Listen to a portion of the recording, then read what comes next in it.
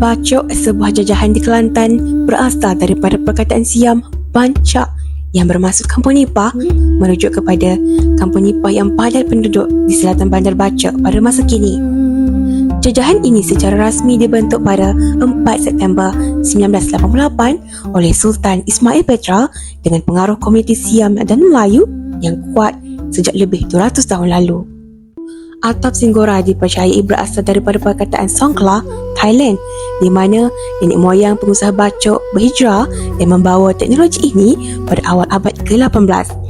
Bermula di kampung Dalam Tumpat dan juga kampung Balai Bacok, ia telah menjadi popular pada 1950-an sehingga 1970-an dengan lebih 61 rumah beratapkan Singgora di Bacok. Ia digunakan pada rumah, masjid, istana dan juga wakaf, menggantikan atap organik yang mudah reput dan terbakar.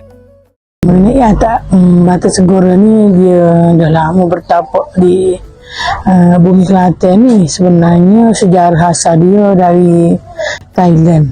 Dulu masa tanah Melayu dengan Siam dulu, dia tak ada sempadan ke, dia boleh pergi mari lah.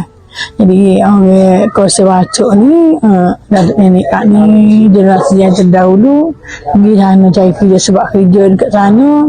Masa dulu buat kelapa kering, mengoreh getah, buat padi, memang kat sana ada kerja lah. Jadi pergi sana jumpa lah kerja ni, ada lah kerja kat sana. Atap Singgora ini dihasilkan daripada tanah liat yang berkualiti tinggi dari sawah padi, diproses melalui penggulian dengan kaki, berbentukan dalam acuan kayu, brace mold berbentuk V atau diamond shape yang menyerupai sisi ikan atau naga. Pemotongan dengan wayar dan jakor, penjemuran 2 hari serta pembakaran dalam tanur gok selama 10 hari pada suhu 800 darjah Celsius yang menggunakan api kayu untuk muatan yang diperlukan. Ketukangan ini memerlukan peralatan tradisional seperti acuan, pengarat puluh, pemaut, kekuda dan juga pengetuk, menjadikan atap ini ringan, poros dan tahan sehingga 150 tahun. Simbolisme sisi ikan yang melambangkan perlindungan dan estetika Melayu Thai berfungsi menyejukkan rumah dengan penyerapan air hujan dan mengalirkan udara sesuai untuk iklim yang panas.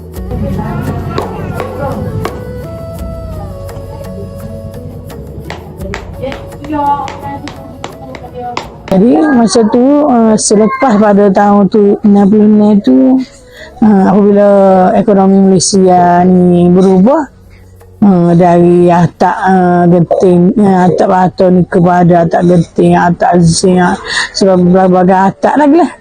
Jadi agak menurun sikit. Isu utama ialah kemerosotan akibat atap moden seperti zinc dan genting seramik yang lebih murah dan cepat, yang menyebabkan hanya satu pengusaha aktif sahaja di Bacok selepas 40 bengkel pada tahun 1960-an.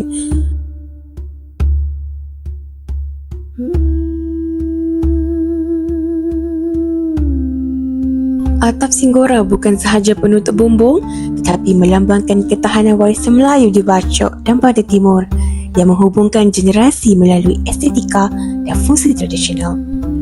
Pemeliharanya memastikan identiti budaya kekal relevan dalam masyarakat moden, mengajak kita menghargai kraf tangan ini untuk generasi akan datang.